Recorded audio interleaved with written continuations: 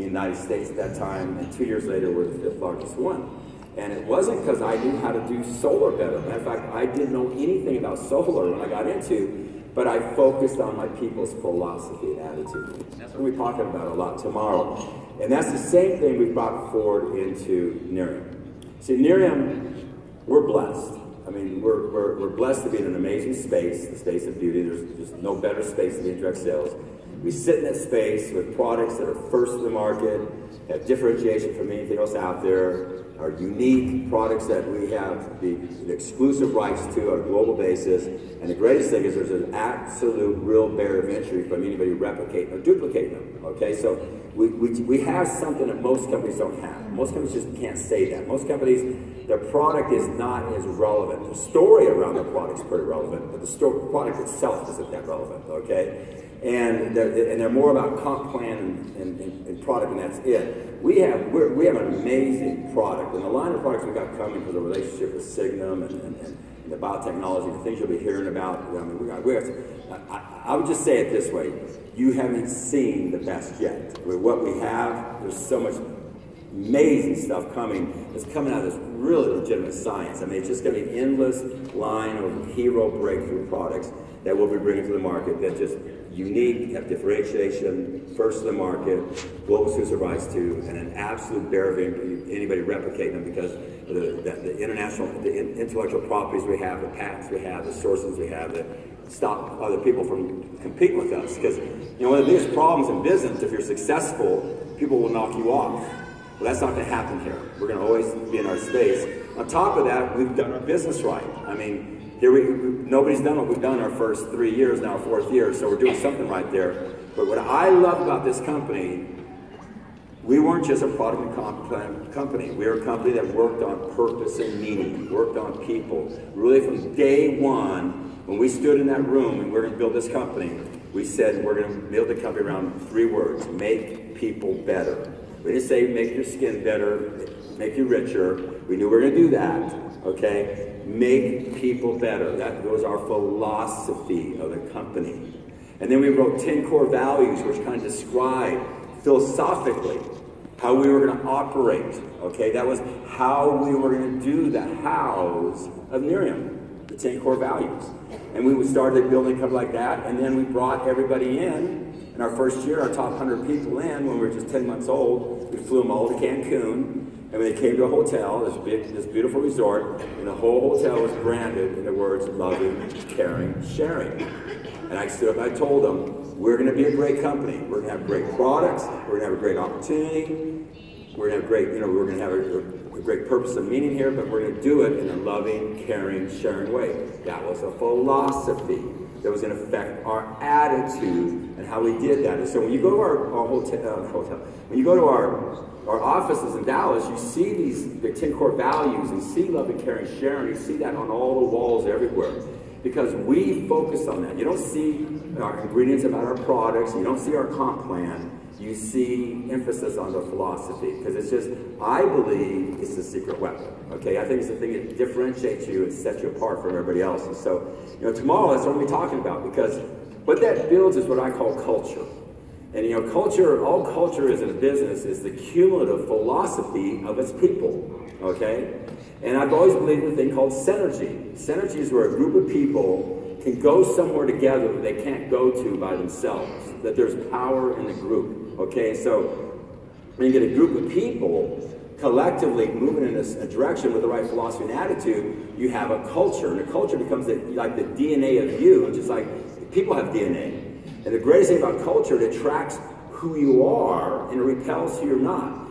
I don't know if you've noticed it, but if you go to any event in Nerium, I just came from Korea, it's the same way as it is here, it's the same way as anywhere in Canada and the United States, we are attracting the highest caliber people I've ever seen in direct sales. There has to be something going on there, because we're attracting people who are attracted to a proper philosophy and attitude, who are attracted to purpose and meaning, who want to be part of something that has character and integrity. See, that's our culture. And because of that, it defines us. And not only do it attracts who we are, but it repels who we're not.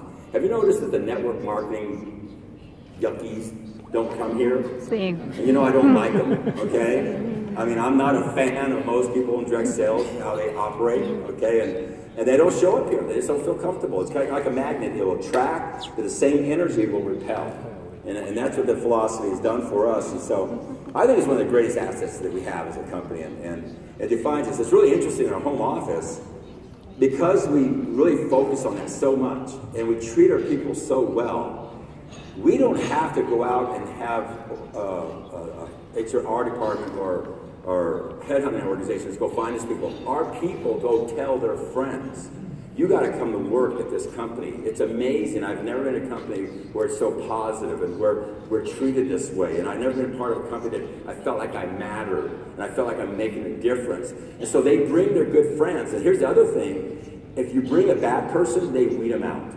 We don't have to fire them. They get rid of them. Okay? It's really interesting to see how that works. And so I'm just really a big proponent of that. And I think it's one of the biggest assets you give a company. And that's what happened to me. So my journey, I was using that stuff, and that's why I started building into personal development. I got just fanatical about it, okay?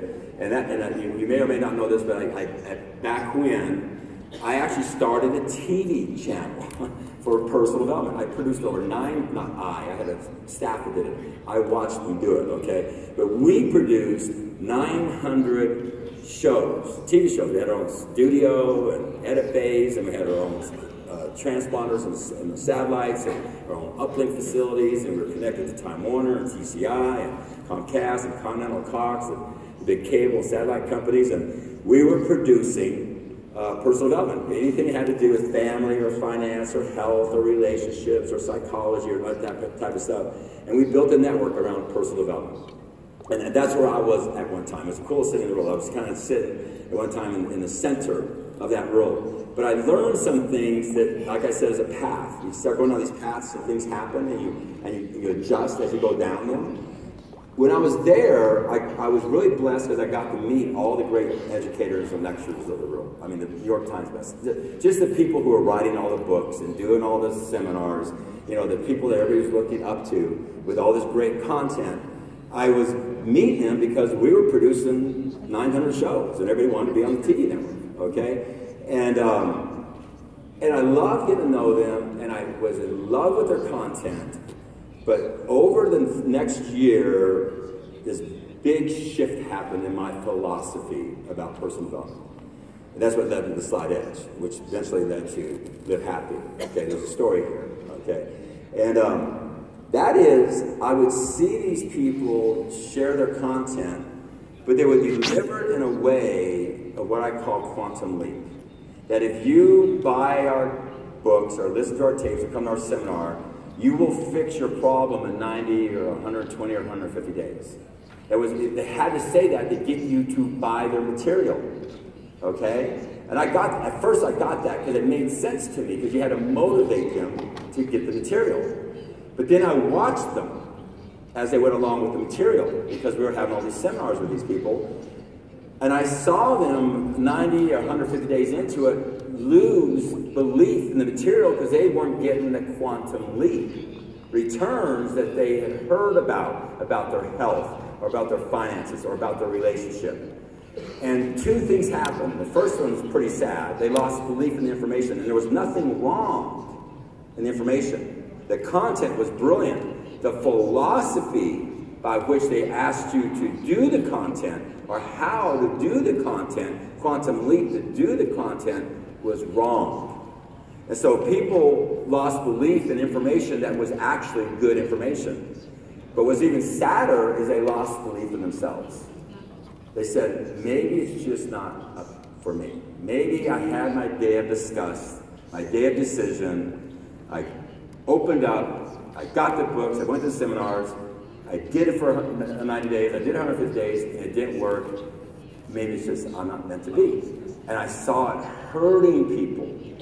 And that's when I started down the road of the Slide Edge. I realized that what was missing in the whole world of personal development was a philosophy that would keep you doing the little things that's in those books, and the health books, and the finance books, and relationship books, and do it consistently and persistently over a long enough period of time for them to start to work. That it was a total anti-quantum leap book. And I really didn't write